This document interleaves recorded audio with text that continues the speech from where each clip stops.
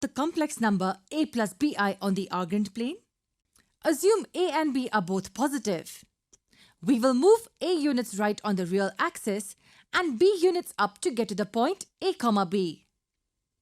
We can call it point P and let's say the origin is point O. Now just focus on point P. If you want to ask your friend to plot point P, how would you do it?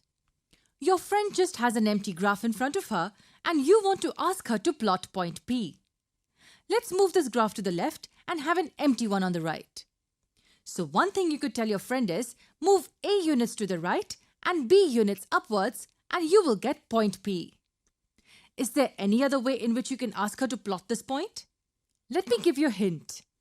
I join points O and P and call this angle theta and assume this length is r. This was a big hint. What can you tell your friend such that she plots point P correctly?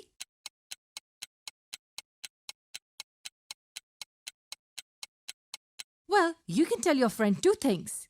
First, the distance of points P from the origin, and second, the angle at which length OP is placed from the positive side of the horizontal axis. So if you tell her that point P is r units long at an angle of theta degrees from the positive x-axis, she will be able to precisely plot point P. So this was another way to represent point P.